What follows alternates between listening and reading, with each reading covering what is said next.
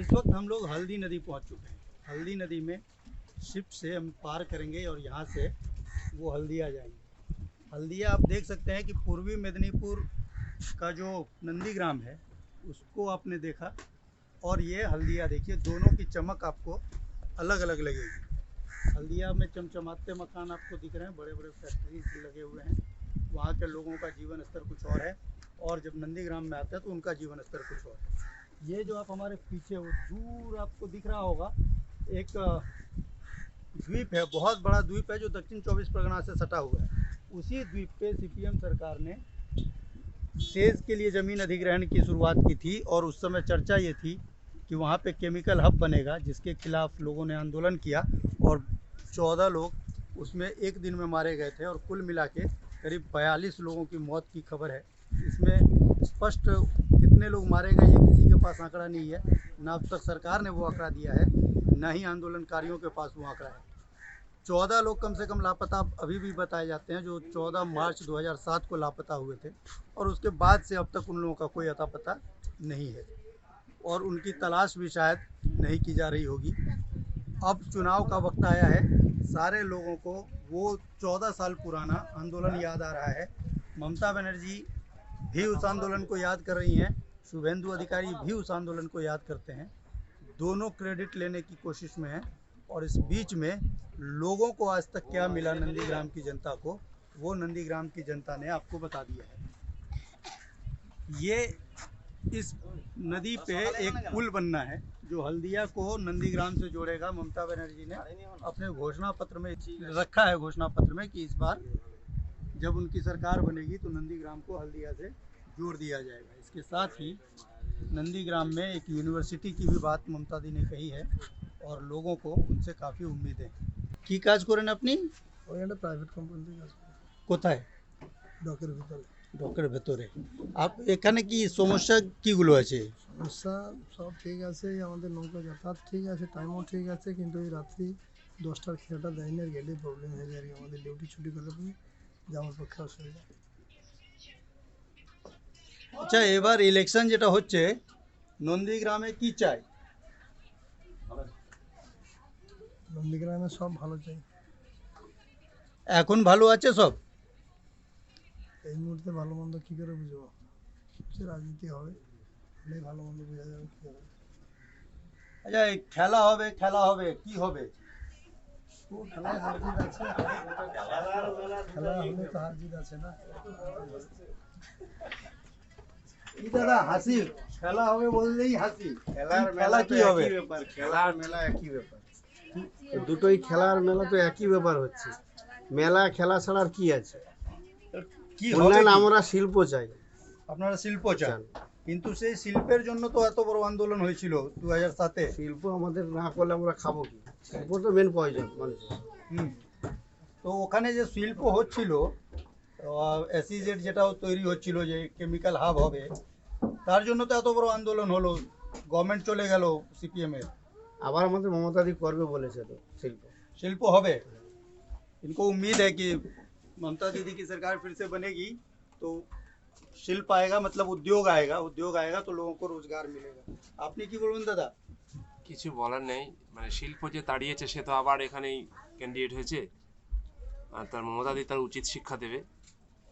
আর যার নেতৃত্বে এখান থেকে শিল্প তাড়ানো হয়েছিল সেই শুভেন্দু অধিকারী, যাতে সে যদি জিতে যায় কোনো রকমেই, তাতে সে চেষ্টা করবে এখানে শিল্প কী করে না হয়।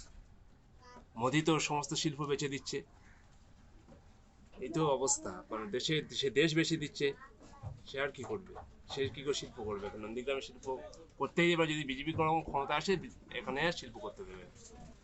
যদি বিজেপি यदि सरकार में आ गई, बीजेपी यदि सत्ता में आ गई तो यहाँ और कोई उद्योग नहीं लगने देगी, ऐसा इनका कहना। की नाम दादा अपना?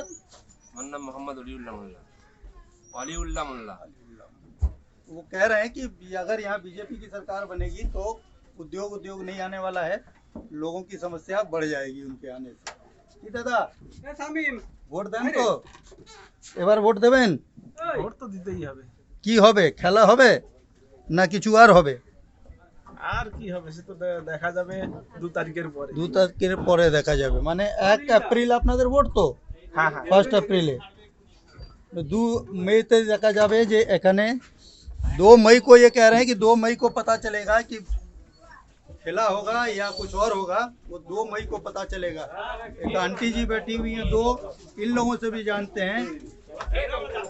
আপনাদের জন্য কি চাই? আপনাদের আমাদের কি চাই? আমাদের মমতা ব্যানার্জিকে চাই, আমাদের উনি যা করবে তা হবে। আপনাদের মহিলাদের কোনো সমস্যা আছে যেটা আপনারা বলতে চাইবেন? না, কোনো সমস্যা নেই। আমাদের ব্রিজটা হলে ভালো হয়, দিদিতে বলেছে ব্রিজ করে দেবে বলে, আমরা খুব খুশি। ঠিক আছে, আর তো ইউনিভার্সিটিও হবে বলেছে। হ্যাঁ ওটা হলে আমাদের খুব ভালো, ছেলে মেয়েরা মানুষ হবে। ইউনিভার্সিটি নয়, ইঞ্জিনিয়ারিং কলেজ টলেজ, হ্যাঁ এইসব দরকার আছে। আর কি দরকার নন্দীগ্রামের? আর কি দরকার? আর শিল্প মোটামুটি দরকার আছে, কুটির শিল্প। कुटीर शिल्प, छोटो कह रहा है कि कुटीर उद्योग की जरूरत है। छोटे उद्योग अगर लगेंगे तो लोगों को रोजगार मिलेगा। আর কি কি হওয়া উচিত? আবার তো অনেক কিছু আছে, কিন্তু মানে সমস্যা তো অন্য জায়গায় না, কেন্দ্র রাজ্য মিলিয়ে কাজটা করলে তবেই তো কাজটা হয়। সে দিলে তো করবে, যদি না দেয় কোথা থেকে করবে? সবের আশা আকাঙ্ক্ষা অনেক কিছু আছে, রাজ্য হোক আর কেন্দ্র হোক, কিন্তু সবাই কি মেটাতে পারে পুরোটাই? বলে এক আর হয় এক, কিন্তু দিদি যেটা বলছে সেটাই করছে। কি নাম আপনার? আব্দুল সোহান স্যার। ये कह रहे हैं कि केंद्र और राज्य को मिल के काम करना होगा, तभी राज्य का या देश का विकास होगा। और जब वो दोनों मिल के काम नहीं करेंगे तो समस्या बनी रहेगी। तो जरूरी है कि दोनों सरकारें आपस में तालमेल के साथ काम करें ताकि राज्य के लोगों का विकास हो सके। लोगों को रोजगार की समस्या है, तरह तरह की समस्या है, लेकिन ये एक सामाजिक विषय मुद्दे को उठाना चाहती हैं ताकि समाज में बदलाव आए। जैसे बिहार में नीतीश कुमार की सरकार ने शराबबंदी की और महिलाओं ने उनका काफ़ी समर्थन किया। तो उमा राउत जी कहती हैं कि बंगाल में भी दीदी को शराबबंदी पे काम करना चाहिए। দিদির কাছে আমার অনুরোধ, এই যে মদের ব্যবস্থা, মদের দোকানগুলো একটু বন্ধ করার জন্য।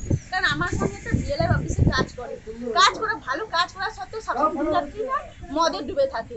মা ধর ছেলে পুলে টেলে পড়াতেও পারছি না, এমনকি ঘরে সবসময় অত্যাচার, মা বাপের উপরে, স্ত্রীর উপরে, ভাই আজে বাজে খিস্তি, সব সময় মানে মদ্যপ অবস্থায়। এমনকি আশেপাশে সবাইও মানে দাউদপুর গ্রামে সবাই একটু মদ পান করে দিন, মানে এদের মানে জুয়া মুয়া সবাই সব কিছু খাচ্ছে। মানে প্রতিটা বাড়িতে দেখছি অশান্তি, মানে মদকে কেন্দ্র করে, মানে সুখের সংসার মানুষের শেষ হয়ে যাচ্ছে এই মদকে কেন্দ্র করে। দিদির কাছে আমার অনুরোধ যেন দিদি এই মদের ব্যবস্থাটাকে, মদের দোকানগুলোকে বন্ধ করে, আর কিছু চাই না আমার।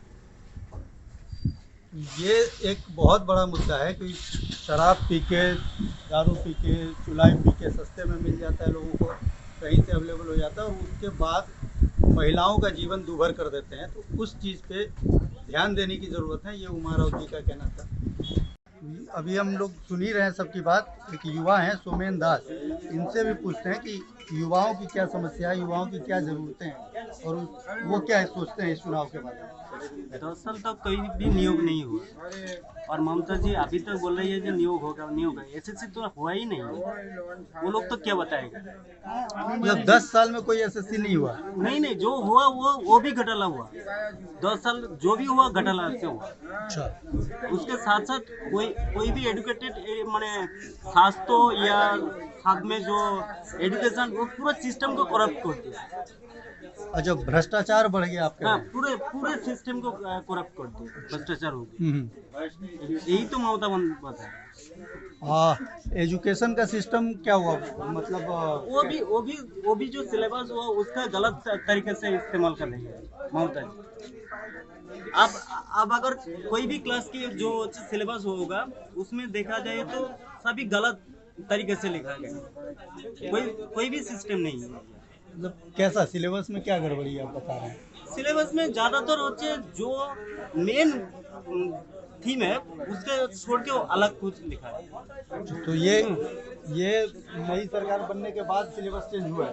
तो होगा क्योंकि इसका जो फंडा है वो तो देश को आगे बढ़ने के लिए।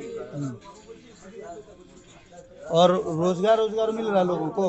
नहीं, रोजगार तो बाद में बात अभी तो नहीं मिला है। 10 साल तक तो कोई भी नियम नहीं हुआ। एक भी आदमी बोलते जो 10 साल तो कोई भी नियम हुआ। CSC SSC जो भी हुआ सबकी घोटाला साथ हुआ और SSC 2012 में हुआ था, 2016 में हुआ, अभी तो नहीं हुआ। अभी तो नहीं हुआ। 4 साल में कोई भी नियम नहीं, वो सब केस पेंडिंग हुआ।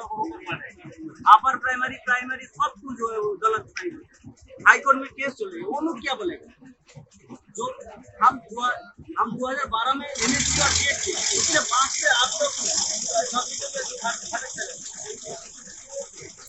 धन्यवाद, आपने हमारे चैनल को देखा।